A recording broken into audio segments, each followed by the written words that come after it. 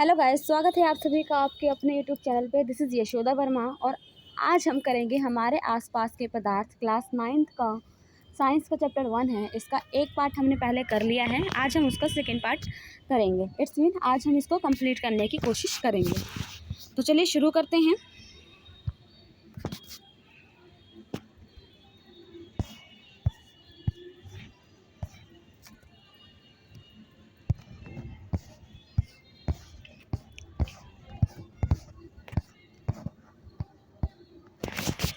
हाँ, तो हमें करना रह गया था पदार्थ की अवस्थाएं। ठीक है, सो बच्चों, पदार्थ की 3 अवस्थाएं होती हैं, आप सभी को पता होगा। नहीं पता है तो जान लीजिए क्या होती है।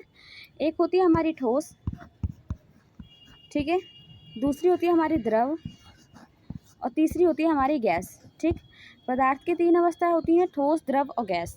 देखो बेटा, जो हमारा ठोस होता है उसमें सभी कण जो होते हैं, पार्टिकल्स होते हैं पदार्थ के, वो बिल्कुल ही चिपके होते हैं आपस में।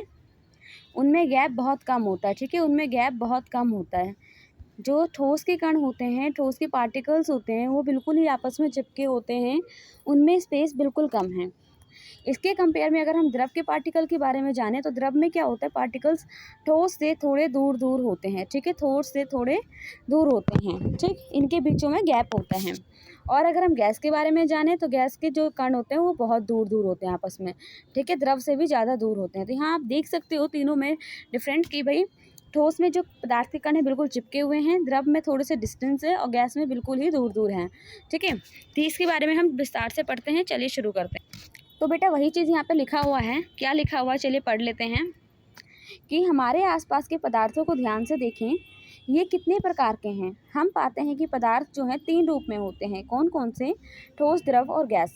ठीक है, पदार्थ की ये अवस्थाएं उनके कणों की विभिन्न विशेषताओं के कारण होती हैं। अवस्थाएं जो होती हैं उनके कणों के विभिन्न विशेषता के कारण होती हैं।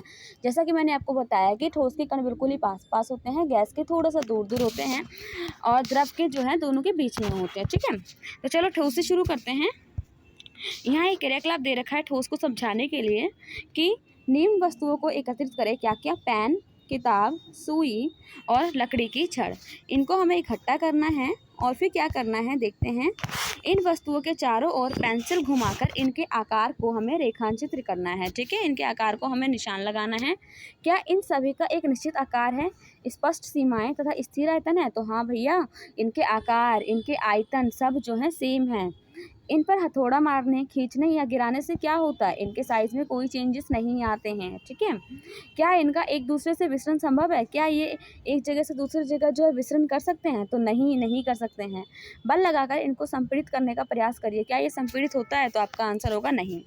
ठीक, उपरोक्त सभी उदाहरण ठोस के हैं। ठीक है, सारे उदाहरण ठोस के हैं। हम देख सकते हैं कि इन सभी का एक निश्चित आकार होता है, स्पष्ट सीमाएं होती हैं तथा आयतन भी स्थिर होता है, यानी कि नगण्य संपीड़ितता होती है। ठीक, बाह्य बल लगाने पर भी ठोस अपने आकार को बनाए रखते हैं। बाह्य बल लगाने के बाद भी जो ठोस के आकार होते हैं वो बने रहते हैं। बल लगाने पर क्या होता है, ठोस टूट सकता है। मान लो अगर हम पेन का एग्जाम्पल लेते हैं तो पेन हमारा कुछ इस टाइप में होगा। ठीक है, पेन हमारा कोई इस टाइप में होगा। अगर मैं इस पर बल लगाऊं, मान लो मैं बल लगाती हूँ और बल लगा के तोड़ने का प्रयास करती हूँ, तो क्या होगा, मेरा पेन यहाँ से टूट सकता है। ठीक, टूट सकता है, लेकिन इसके आकार में कोई चेंजेस नहीं आएगा। ठीक है, इनके आकार शेप सेम रहेगा। ठीक है, वही बोल रहा है कि बल लगाने पे टूट सकता है लेकिन इनके आकार में कोई चेंजेस नहीं आएगा। अगर हम इसको चिपकाएंगे, ये 2 टुकड़ों में टूट जाएगा, तो भी अगर हम इसको चिपकाएंगे तो ये चिपक जाएगा, इनका आकार सेम रहेगा। ओके, अब यह बोल रहा है कि विचार करिए, क्या रबड़ बैंड को क्या माना जाएगा? क्या खींचकर इसका आकार बदला जा सकता है? क्या ये ठोस है? अब आप बताओ, रबड़ बैंड को अगर मैं खींचूं तो क्या होगा, ये फैल जाएगा, लेकिन अगर मैं छोड़ूं तो दोबारा ये अपने शेप में आ जाएगा। हाँ या नहीं? आप बोलोगे यस मैम आ जाएगा। तो बेटा अगर यह आ जाएगा तो मतलब इसके आकार तो सेम है। इसका मतलब क्या है, हमारा रबड़ बैंड जो है ठोस है। ठीक है, दूसरा क्या बोला, विभिन्न आकार के बर्तन में रखने पर चीनी और नमक उन्हीं बर्तन के आकार ले लेते हैं। क्या ये ठोस है? अब बताओ बेटा, बेशक चीनी और नमक बर्तन के आकार ले लेते हैं, लेकिन क्या चीनी के जो क्रिस्टल होते हैं, छोटे छोटे जो ये क्रिस्टल्स होते हैं चीनी के छोटे छोटे, या नमक के छोटे छोटे क्रिस्टल्स होते हैं, क्या ये क्रिस्टल्स का साइज़ चेंज हो जाता है? आप बोलोगे मैम नहीं। क्यों? कि इसके क्रिस्टल का साइज़ तो सेम ही रहता है ना। तो ये क्या है, ठोस है। ठीक है, ये क्या है, ठोस है। ओके। स्पंज क्या है? ये ठोस है लेकिन फिर भी इसका संपीड़न संभव है। अब स्पंज क्या होता है? क्या ये ठोस है? हाँ बेटा ठोस है। स्पंज में क्या होता है कि अंदर ना छोटे छोटे छोटे छोटे होल होते हैं। यही कारण है कि जब हम इसको प्रेशर लगाते हैं, जब हम इसमें प्रेशर लगाते हैं तो क्या होता है, प्रेशर लगाने से ये दब जाता है, ठीक है। बट अगर मैं इसको प्रेशर छोड़ दूँ तो ये दोबारा अपने साइज़ में आ जाता है। ये दब क्यों जाता है? क्योंकि इनके बीच में जो है होल होते हैं और होल में हवा भरी होती है। जब हम इसको दबाते हैं तो दबाने से क्या होता है कि ये जो हवा निकल जाती है और ये छोटा हो जाता है। लेकिन अगर हम इसको छोड़ते हैं तो वापस से उस होल में हवा भर जाता है और वो फूल जाता है, ठीक है। तो नीचे पढ़ते हैं, देखो क्या कहना चाह रहा है ये सभी ठोस ही हैं, ठीक है। ये सभी ठोस ही हैं। क्यों? अब क्यों ये रीज़न बता रहा है। बाह्य बल लगाए जाने पर क्या होता है, रबड़ बैंड का आकार बदलता है और बल हटा लेने पर ये पुनः अपने मूल आकार में आ जाता है। अत्यधिक बल लगाने पर ये क्या होता है, टूट भी जाता है, ठीक। चाहे हम शर्करा या नमक को अपने हाथ में लें या किसी प्लेट या जार में रखें, इनके क्रिस्टल के आकार में नहीं बदलते हैं, ठीक है। अगर हम चीनी या नमक को अपने हाथ में ले लेते हैं और उसको प्लेट या जार में रखते हैं तो इनके जो क्रिस्टल्स होते हैं उनके आकार नहीं बदलते हैं, ठीक। स्पंज में बहुत छोटे छोटे छेद होते हैं। स्पंज होते हैं उनमें बहुत छोटे छोटे छेद होते हैं जिनमें वायु का समावेश होता है, जिसमें हवा रहता है। जब हम इसे दबाते हैं तो वो क्या होता है, वायु बाहर निकल जाती है और जिससे इसका संपीड़न संभव होता है, ठीक है। आपको ये चीज़ समझ आ गया? चलो नेक्स्ट पेज पे चलते हैं।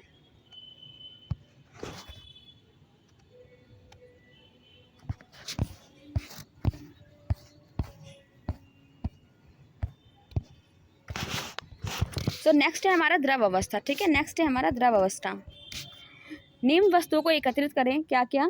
जल, खाना पकाने का तेल, दूध, जूस, शीतल पेय, ठीक है। इनको तुम्हें इकट्ठा करना है। विभिन्न आकार के बर्तन, प्रयोगशाला के एक मापक सिलेंडर की सहायता से इन बर्तनों में 50 ml पर निशान लगा लें, ठीक। इन द्रवों को फर्श पर डाल लेने पर क्या होगा, बताओ। किसी एक द्रव का 50 ml माप कर विभिन्न बर्तनों में क्रमशः एक एक करके डालें। क्या प्रत्येक बार आयतन एक समान रहेगा? क्या द्रव का आकार एक समान रहता है? द्रव को एक बर्तन से दूसरे बर्तन में उंडेलने पर क्या ये आसानी से बहता है? हाँ भाई, ये उंडेलने पर आसानी से बह जाता है, ठीक है। प्रेक्षण से हम पाते हैं कि द्रव का आकार नहीं है लेकिन निश्चित आयतन होता है, ठीक है। जिस बर्तन में हम इन्हें रखते हैं ये उसी का आकार ले लेते हैं। द्रवों में बहाव होता है और इनका आकार बदलता है, इसलिए ये दृढ़ नहीं लेकिन तरल होते हैं, ठीक। इसलिए ये तरल होते हैं। क्रियाकलाप दे रखा है 1.4 1.5 के संदर्भ में हमने देखा कि ठोस और द्रव का मिश्रण द्रवों में संभव है। ठोस और द्रव का जो मिश्रण होता है वो द्रवों में संभव है। वातावरण की गैस से विसरित होकर जल में घुल जाती है। ये गैस विशेषतः ऑक्सीजन एवं कार्बन डाइऑक्साइड जलीय जंतु पौधों के लिए अनिवार्य होती है, ठीक है। सभी जीवधारी अपने जीवन निर्वाह के लिए सांस लेते हैं, जीने के लिए सांस लेते हैं। जलीय जंतु जल में घुली ऑक्सीजन और के कारण सांस लेते हैं। इस तरह से हम निष्कर्ष पे निकलते हैं, निष्कर्ष पर पहुँचते हैं कि द्रव में ठोस, द्रव और गैस तीनों का विसरण संभव है। द्रव में जो है ठोस, द्रव और गैस तीनों का विसरण संभव है। ठोसों की अपेक्षा द्रवों में विसरण की दर अधिक होती है। ठोस की अपेक्षा जो है द्रव में विसरण का दर क्या होता है, अधिक होता है। ऐसा इसलिए है क्योंकि द्रव अवस्था में पदार्थ के कण स्वतंत्र रूप से गति करते हैं और ठोस की अपेक्षा द्रव के कणों में रिक्त स्थान अधिक होता है। समझ आया कि ठोस में जो है कम होता है रिक्त स्थान और द्रव में जो है अधिक होते हैं। अब यहाँ पे गैसीय अवस्था का एग्जाम्पल दिया हुआ है। क्या है गैसीय अवस्था? आपने कभी उस गुब्बारे पर ध्यान दिया है जो गैस के एक ही सिलेंडर में बहुत सारे गुब्बारों में हवा भरता है? उससे पता लगाएं कि एक सिलेंडर में वो कितने गुब्बारे भर सकता है। उससे पूछे कि सिलेंडर में कौन सी गैस है। तो बेटा सिलेंडर में क्या होता है, हीलियम गैस होता है। क्रियाकलाप यहाँ दे रखा है कि 100 ml की 3 सिरिंज लें। आपको 100 ml की 3 सिरिंज लेनी है, ठीक है। जो सिरिंज होती है सोई वाली, ये लेना है और उसके सिरे पर रबड़ के कॉर्क से बंद कर देना है। इसका जो सिरा है इसको रबड़ के कॉर्क से बंद कर दे, जैसा चित्र पॉइंट में दिखाया गया है, ऐसा चित्र है, ठीक है। और सभी सिरिंजों में से पिस्टन हटा दे। फिर ये जो पिस्टन है इसको हटाने के लिए कह रहा है पहली सिरिंज में हवा रहने दे, पहली सिरिंज में हवा रहने दो, दूसरी में जल भर दो और तीसरी में चॉक के टुकड़े डाल दो, ठीक है। फिर पिस्टन को वापस सिरिंज में लगाओ। सिरिंज के पिस्टन की गतिशीलता आसान करने के लिए उस पर थोड़ी सी वैसलीन लगा दो, ठीक है। पिस्टन में थोड़ी सी वैसलीन लगा दो और सिरिंज के पिस्टल की, ठीक है। अब पिस्टल को सिरिंज में डालकर संपीड़ित करने की कोशिश करो। अब उसको दबाने की कोशिश करो। दबाने पे क्या होता है, आपने क्या देखा, किस स्थिति में पिस्टन आसानी से अंदर चला गया। अपने प्रेक्षण से आपने क्या अनुमान लगाए वो बताना है। तो अब हमने क्या देखा है, अब हम वो बताएंगे। देखो हमने क्या देखा कि ठोस एवं द्रवों की तुलना में गैसों की संपीड़ितता काफ़ी अधिक होती है, ठीक है। हमारे घरों में खाना बनाने में उपयोग की जाने वाली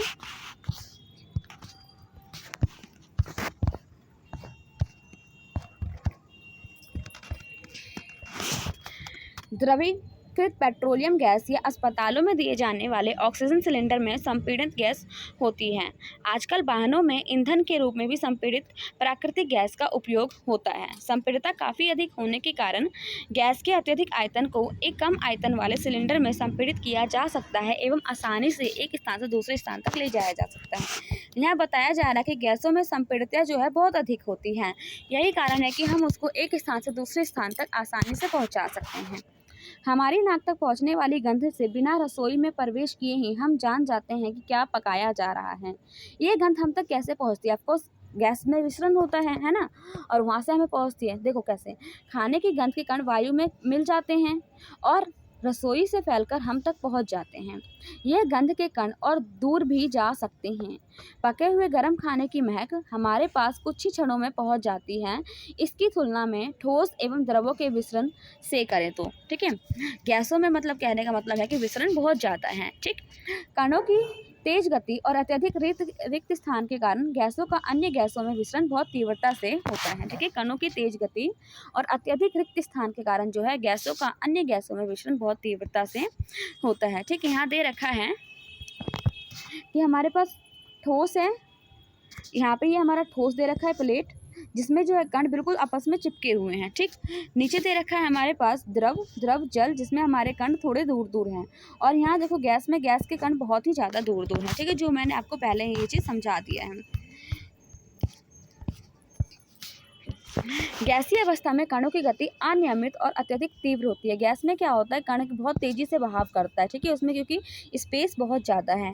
देखो यहाँ पे आप देख सकते हो क्या हो रहा है, गैस में बहुत ज़्यादा स्पेस है ना, गैस में स्पेस बहुत ज़्यादा है। यही कारण है कि यहाँ पे कोई भी चीज़ जो है बहुत ही तेज़ी से गति करता है, क्योंकि देखो यहाँ स्पेस है ना।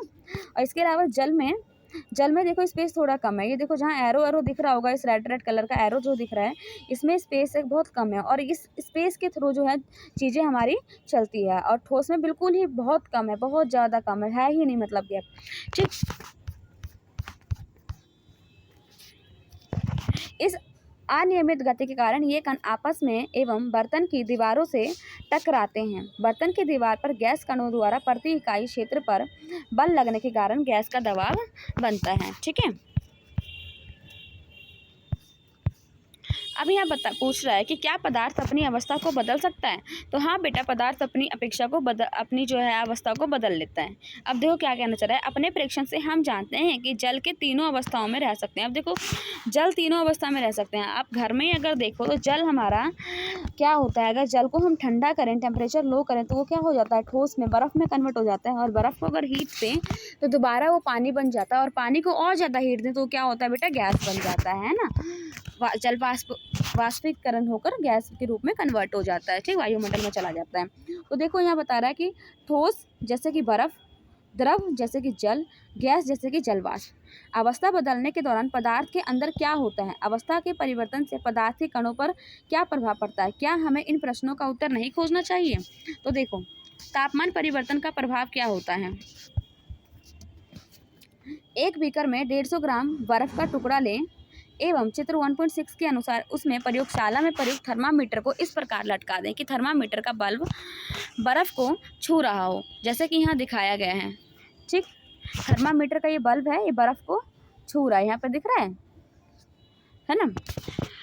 धीमी आंच पर बीकर को गर्म करना शुरू करें। अब इसको गर्म करना शुरू करो।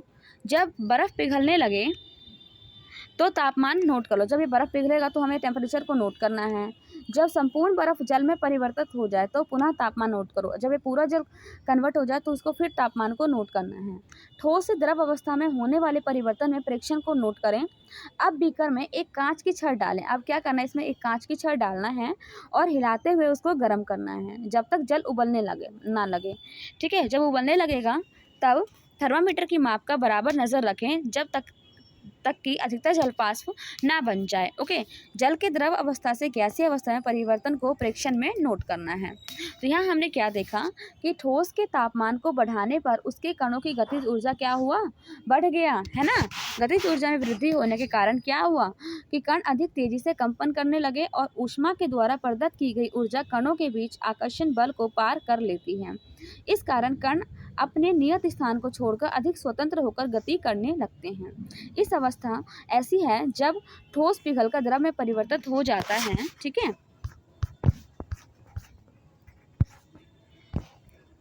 यहाँ देख लो किस तरह से है, लोहे का स्टैंड दे रखा है, थर्मामीटर डाल दिया है, कांच की छड़ है, बीकर है, बर्फ़ है। ओके, अब बर्फ़ को हिला हिला कर क्या कर रहे हैं, गर्म कर रहे हैं। तो सेकंड में क्या हो रहा है, बर्फ़ का बदलने की प्रक्रिया जल में जलपात, यहाँ से जो है ये बर्फ़ जो है जल में बन रहा है, कन्वर्ट हो रहा है, और यहाँ पे क्या हो रहा है, जल से हमारा जल वाष्प बन रहा है। ठीक है, आते हैं नेक्स्ट पेज पे।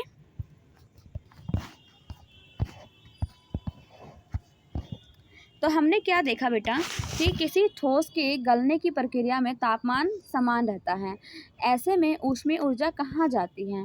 गलने के प्रयोग की प्रक्रिया के दौरान आपने ध्यान दिया होगा कि गलनांक पर पहुँचने के बाद जब तक संपूर्ण बर्फ पिघल नहीं जाती तापमान नहीं बदलता। ठीक, तापमान सेम रहता है।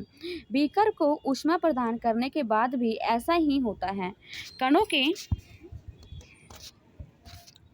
पारस्परिक आकर्षण बल को वशीभूत करके पदार्थ की अवस्थाओं को बदलने में इस ऊष्मा का उपयोग होता है। ठीक है, चूँकि तापमान में बिना किसी तरह का वृद्धि दशा है, इस ऊष्मीय ऊर्जा को बर्फ अवशोषित कर लेती है।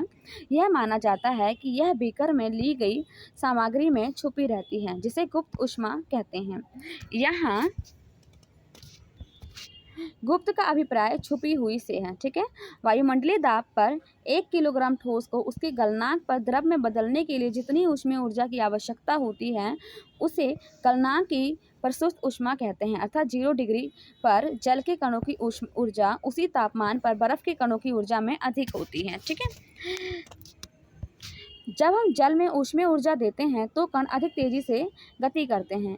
एक निश्चित तापमान पर पहुंचकर कणों में इतनी ऊर्जा आ जाती है कि वह परस्पर आकर्षण बल को तोड़कर स्वतंत्र हो जाते हैं, मतलब कि जलवाष्प बनने को तैयार हो जाते हैं। इस तापमान पर द्रव गैस में बदलना शुरू हो जाता है। वायुमंडलीय दाब पर वह तापमान जिस पर द्रव उबलने लगता है उसे इसका क्वथनांक कहते हैं। क्वथनांक समष्टि गुण है। द्रव के सभी कणों को इतनी ऊर्जा मिल जाती है कि वह वाष्प में बदल जाते हैं। ठीक है, वाष्प में बदल जाता है। जल के लिए यह तापमान 373 केल्विन, मतलब कि 100 degree Celsius equal to 273 plus 100 यानी कि 373 केल्विन होता है। क्या आप वाष्पीकरण की गुप्त ऊष्मा को परिभाषित कर सकते हैं? उसी तरह परिभाषित कीजिए जैसे कि हमने गलनांक की प्रसुप्त ऊष्मा को परिभाषित किया था। ठीक, तापमान पर भाप अर्थात वाष्प के कणों में उसी तापमान पर पानी के कणों की अपेक्षा अधिक ऊर्जा होती है। ऐसा इसलिए है क्योंकि भाप के कणों ने वाष्पीकरण की गुप्त ऊष्मा के रूप में अतिरिक्त ऊष्मा अवशोषित कर ली है। तो यहाँ क्या है, देखो ठोस अवस्था है, इसमें ऊष्मा दे रहे हैं, हीट दे रहे हैं, तो ये क्या हो रहा है, द्रव में कन्वर्ट हो रहा है, और द्रव में फिर ऊष्मा दे रहे हैं तो हमारा ये गैसीय अवस्था में कन्वर्ट हो रहा है। अगर हम गैस को हवा शीतल कर रहे हैं, ठंडा देर कर रहे हैं, तो ये हमारा द्रव में हो रहा है कन्वर्ट, और फिर ये दोबारा ठोस में हो जा रहा है। अतः हम जैसे हम बर्फ़ का एग्जाम्पल देख लो, बर्फ़ को हम ऊष्मा देंगे तो पहले द्रव में हो जाएगा कन्वर्ट, और द्रव को दोबारा ऊष्मा देंगे तो भाप बन जाएगा। उसी तरीके से भाप को अगर हम ठंडा करेंगे तो क्या होगा, वो पानी बन जाएगा, और पानी को ठंडा करेंगे तो बर्फ़ बन जाएगा। अतः हम कह सकते हैं कि तापमान बदलकर हम पदार्थ को एक अवस्था से दूसरी अवस्था में बदल सकते हैं। हमने सीखा कि गर्म करने पर पदार्थ की अवस्था बदल जाती है। गर्म होने पर ये ठोस से द्रव और द्रव से गैस बन जाते हैं। लेकिन कुछ ऐसे पदार्थ हैं जो द्रव अवस्था में परिवर्तित हुए बिना ठोस अवस्था में और सीधे गैस में और फिर वापस ठोस में बदल जाते हैं। ठीक है, थोड़ा सा कपूर लें और उसे चूर्ण करके चीनी की प्याली में डाल दें। ठीक है, कपूर को। अब क्या करोगे, एक कीप को उल्टा करके इस पर प्याली रख दें। इस कीप के एक सिरे पर रुई का एक टुकड़ा रख दें, जैसा कि दिखाया गया है चित्र में। अब धीरे धीरे गर्म करें और ध्यान दें क्या हो रहा है। क्या होगा बताओ, गर्म करेंगे तो ये वाष्प उड़ जाएगा, सीधा उड़ने की कोशिश करेगा, और ये उड़ नहीं पाएगा क्योंकि यहाँ पे रुई लगा हुआ है। और जब ये रुई लगा हुआ तो यहाँ पर ये कपूर क्या है, यहाँ पे ये जम जाएगा, जो साइड में दिख रहा है आपको, ये देखो ये साइड में दिख रहे हैं जमे हुए, ये ठोस बना हुआ कपूर है। ठीक है, तो चलो नेक्स्ट पेज पे चलते हैं।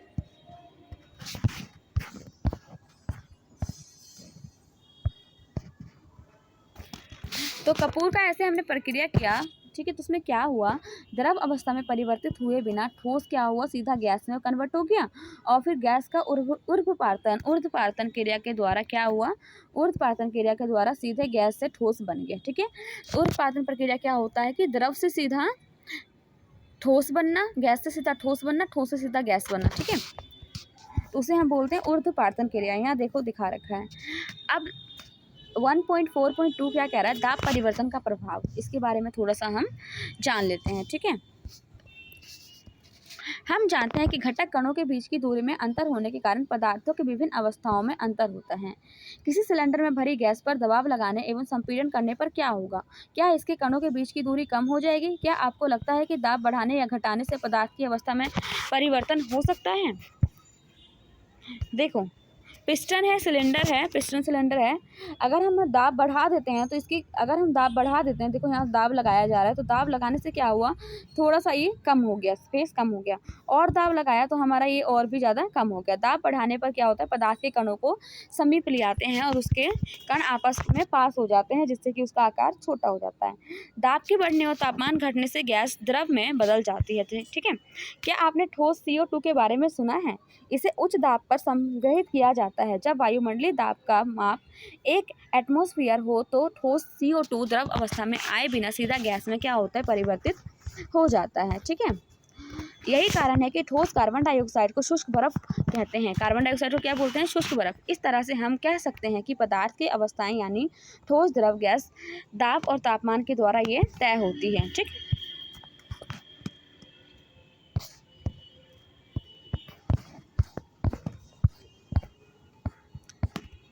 गीले कपड़े सूख जाते हैं, इन दोनों उदाहरणों में जल क्या हुआ?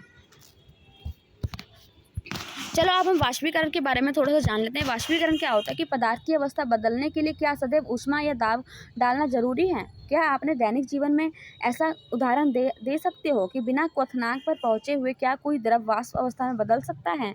जल को खुला छोड़ देने पर यह धीरे धीरे वाष्प में क्या होता है, परिवर्तित हो जाता है। अगर हम जल को कहीं पर खुला छोड़ दें तो क्या होता है, ये धीरे धीरे वाष्प में परिवर्तित हो जाता है।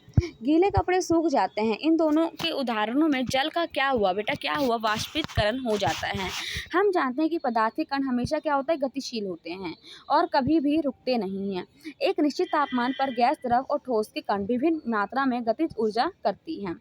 द्रवों में सतह पर स्थित कणों के कुछ अंशों में इतनी गतिज ऊर्जा होती है कि वह दूसरे कणों के आकर्षण बल में मुक्त हो जाते हैं। क्वथनांक से कम तापमान पर द्रव के वाष्प में परिवर्तन होने की इस प्रक्रिया को क्या बोलते हैं, वाष्पीकरण कहते हैं। ठीक, वाष्पीकरण को प्रभावित करने वाले एक क्रियाकलाप से हम समझने की कोशिश करते हैं, एक क्रियाकलाप के माध्यम से समझते हैं। क्रियाकलाप 1.414 है। क्या है ये कि एक परखनली में 5 ml जल लें और इसे खिड़की के पास पंखे के नीचे रख दें। खुली रखी चीनी मिट्टी की प्याली 5 ml जल रखकर उसे खिड़की के पास या पंखे के नीचे हमें रख देना है। खुली चीनी मिट्टी की प्याली में 5 ml जल रखकर उसे अपनी कक्षा के किसी अलमारी के अंदर रख देना है। मतलब 3-4 जगह ऐसा यही चीज़ करना है। अब कमरे का तापमान नोट करें। इन सभी परिस्थितियों में वाष्पीकरण में लगे समय और दिन को भी नोट करें कि कितना समय लग रहा है और कितना दिन लग रहा है। बारिश के दिन भी इन क्रियाकलाप को करने के प्रेक्षण लिखें। वाष्पीकरण के अनिश्चित तथ्यों के बारे में आप क्या अनुमान लगा सकते हैं? तापमान का प्रभाव, सतह का क्षेत्र और वायु की चाल। देखो बेटा, आपको जहाँ गर्म होगा, हवा रहेगा, धूप रहेगा, टेम्परेचर हाई रहेगा तो वहाँ पे वाष्पीकरण जल्दी होएगा। वही ठंडे मौसम में, बरसात में वाष्पीकरण कम होता है। ठीक है, आपने ध्यान दिया होगा कि वाष्पीकरण की दर निम्न के साथ बढ़ती है। सतह क्षेत्र बढ़ने पर अब हम जानते हैं कि वाष्पीकरण एक सतही प्रक्रिया है। सतही क्षेत्र बढ़ने पर वाष्पीकरण की दर भी बढ़ जाती है। जैसे कपड़े सुखाने के लिए हम उसे क्या करते हैं, फैला देते हैं। अब उसका सतह बढ़ जाता है तो क्या होता है, वो जल्दी सूख जाता है। वही अगर एक साथ चिपका रहेगा तो वो देर लगेगा सूखने में। ठीक है, दूसरा क्या कह रहा है, तापमान में वृद्धि करने से तापमान बढ़ने पर अधिक कणों को पर्याप्त गतिज ऊर्जा मिलती है जिससे वे वाष्पीकरण हो जाते हैं। ठीक है, आर्द्रता में कमी, वायु में विद्यमान जल पाष्प की मात्रा को आर्द्रता कहते हैं। ठीक है, वायु में जो हमारा जल पाष्प की मात्रा है उसे हम आर्द्रता कहते हैं। किसी निश्चित तापमान पर हमारे आसपास की वायु में एक निश्चित मात्रा में ही जल वाष्प होता है। ठीक है, जब वायु में जल के कणों की मात्रा पहले से ही अधिक हो तो वाष्पीकरण की दर क्या हो जाती है बेटा, घट जाती है। ठीक है, जैसे कि सर्दियों में, बरसात में वायु की गति में वृद्धि, हम जानते हैं कि तेज वायु में क्या होता है, कपड़े जल्दी सूख जाते हैं। वायु के तेज होने से क्या होता है, जलवाष्प के कण वायु के साथ उड़ जाते हैं, जिससे आसपास के जलवाष्प में की मात्रा जो है घट जाती है। ठीक, वाष्पीकरण के कारण शीतलता कैसे होती है, अब बताओ। वहाँ से जल हट जाएगा तो आपको तो ठंडक होएगा ना। देखो, खुले बर्तन में रखे द्रव में निरंतर क्या होता है, वाष्पीकरण होता है। वाष्पीकरण के दौरान कम हुई ऊर्जा को पुनः प्राप्त करने के लिए द्रव के कण अपने आसपास से ऊर्जा को अवशोषित कर लेते हैं। इस तरह आसपास की ऊर्जा के अवशोषित होने के कारण क्या होता है, ठंड जो है बढ़ जाती है, शीतलता बढ़ जाती है ना।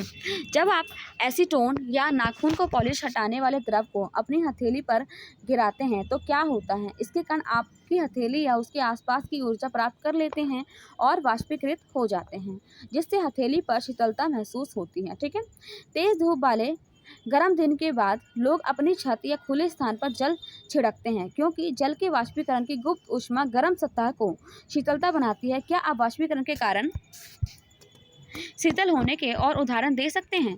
देखो, गर्मियों में हमें सूती कपड़े क्यों पहनने चाहिए, ये बताओ।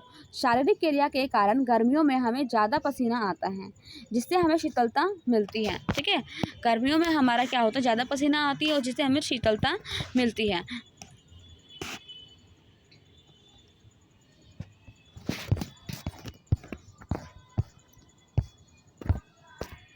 हम जानते हैं कि वाष्पीकरण के दौरान क्या होता है, द्रव की सतह के कण हमारे शरीर या आसपास से ऊर्जा प्राप्त करके वाष्प में क्या होते हैं, बदल जाते हैं। वाष्पीकरण की प्रसुप्त ऊष्मा के बराबर ऊष्मीय ऊर्जा हमारे शरीर से अवशोषित हो जाती है, जिससे क्या होता है, शरीर शीतल हो जाता है। क्योंकि सूती कपड़ों में जल का अवशोषण अधिक होता है, इसलिए हमारा पसीना इसमें अवशोषित होकर वायुमंडल में आसानी से वाष्पीकृत हो जाता है। और सूती कपड़े को अगर हम पॉलिएस्टर वगैरह कपड़े पहनते हैं तो उसमें क्या होता है, वाष्पीकरण कम होता है और हमारे शरीर के अंदर ही पसीना रहता है, जिससे क्या होता है कि वो जो पसीना होता है वो बाहर आसानी से निकल नहीं पाता है और हमें गर्मी लगता है। लेकिन अगर हम सूती कपड़े पहनते हैं तो उसमें क्या होता है, पसीना आसानी से, सूती कपड़ों के जो होते हैं छिद्र बड़े बड़े होते हैं। ठीक है, और जब सूती वस्त्र पहनते हैं तो हमारा पसीने का जो होता है कण, वो सूती वस्त्र की हवा जो छेद होते हैं उससे आसानी से बाहर आ जाते हैं और जब वो बाहर आ जाते हैं तो हमें ठंडक महसूस होते हैं। ठीक है, अब हम देखते हैं नेक्स्ट क्या है, बर्फीले जल से भरे गिलास की बाहरी सतह पर जल की बूंदें क्यों नजर आती है। अब बताओ, हमारा जो पानी की, अगर हम एक गिलास लें उसमें ठंडा पानी भर दें तो कुछ देर के बाद आप देखोगे कि उसकी जो है सतह पर पानी आ जाता है बाहर, तो ऐसा क्यों नजर आता है, उसके बारे में आप बताओ। किसी बर्तन में हम बर्फीले जल रखते हैं, जल्दी ही बर्तन की बाहरी सतह पर हमें जल की बूंदें नजर आने लगती हैं। वायु में उपस्थित जलपाष्प की ऊर्जा ठंडे पानी के संपर्क में आकर कम हो जाती है। ठीक है, और यह द्रव अवस्था में बदल जाता है, जो हमें जल की बूंदों के रूप में नजर आता है। ठीक है, क्या कह रहा है ये कि बर्तन की बाहरी सतह पर हमें जल की बूंदें नजर आने लगती है। वायु में उपस्थित क्या होता है, जलवाष्प की जो ऊर्जा होती है ठंडे पानी के संपर्क में आती है ऊर्जा, और उसमें आकर क्या हो जाता है, कम हो जाता है, और जब ये कम होता है तो द्रव की अवस्था में बदल जाता है। मतलब ये बाहर का जलवाष्प जो हमारे आसपास जलवाष्प के रूप में पानी है, वो उसी को क्या हो जाता है, ठंडे पानी से की सतह से उसको ठंडक मिलती है। जब वो ठंडक मिलता है तो अपने वाष्प का रूप छोड़ के वो जल की अवस्था में, बूंदों की अवस्था में नजर आने लगती है। ठीक है, यही कारण है कि गिलास के ऊपर क्या होता है, बाहर जल की जो है बूंदें नजर आती हैं। अब हमने ओवरऑल चैप्टर में क्या सीखा, आइए एक रिकैप जल्दी से कर लेते हैं और ये क्लास को यहीं पे ख़त्म करते हैं। ठीक है, क्या सीखा हमने, जो द्रव होता है वो सूक्ष्म कणों से मिलकर बना होता है। ठीक है, एक पॉइंट, द्रव जो होता है हमारा सूक्ष्म कणों से मिलकर बना होता है। हमारे आसपास द्रव्य तीन अवस्था में विद्यमान होते हैं, ठोस, द्रव और गैस। ठीक है, ठोस के कणों में आकर्षण का बल सबसे अधिक होता है, गैस के कणों में सबसे कम और द्रव के कणों में इन दोनों के मध्यवर्ती होते हैं। ठीक, ठोस के कणों में ठोसों को निहित करने वाले कणों के बीच जो है रिक्त स्थान और गतिज ऊर्जा न्यूनतम, गैसों के लिए ये अधिकतम, किंतु द्रव के लिए ये मध्यवर्ती होता है। क्या कह रहा है कि ठोस में बहुत बिल्कुल कम, गैस में सबसे अधिक और द्रव में मीडियम होता है। ठीक है, गतिज ऊर्जा कणों के बीच का। ठोसों के लिए उनके कणों की अवस्था अत्यधिक क्रमित होती है। द्रव में कणों की परतें एक दूसरे पर फिसल वो स्खलित हो जाती हैं। गैसों में कोई क्रम नहीं होता और इनके कण अनियमित रूप से विचरण करते हैं। ठीक है, पदार्थ की अवस्थाएं अंततः परिवर्तित होती रहती हैं। पदार्थ की अवस्थाओं में परिवर्तन ताप और दाब में परिवर्तन से किया जा सकता है। ऊर्ध्वपातन प्रक्रम में ठोस पदार्थ द्रव में परिवर्तित हुए बिना ही सीधे गैस अवस्था में आ जाती हैं। ठीक है,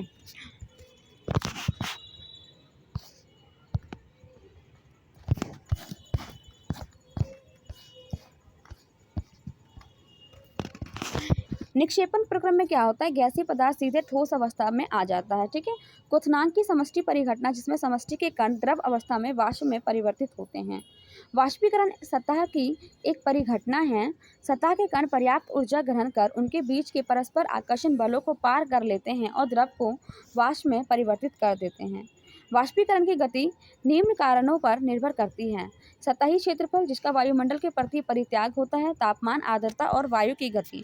ठीक, वाष्पीकरण से ठंडक उत्पन्न होती है। वाष्पीकरण की गुप्त ऊष्मा ताप की वह मात्रा है जो 1 किलोग्राम द्रव को वायुमंडलीय दाब और द्रव की क्वथनांक पर गैसीय अवस्था में परिवर्तन करने हेतु प्रयोग होती है।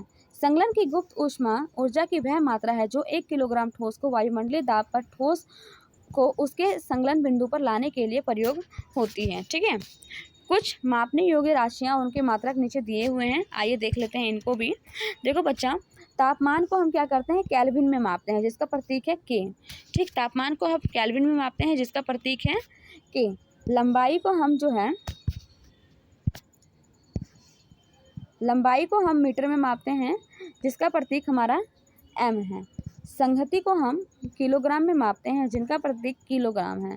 भार को हम न्यूटन में मापते हैं, जिसका प्रतीक एन है। आयतन को हम घन मीटर में मापते हैं, जिसको m3 से हम m की क्यूब से हम डिनोट करते हैं। घनत्व को हम किलोग्राम प्रति घन मीटर से मापते हैं, किलोग्राम प्रति घन मीटर।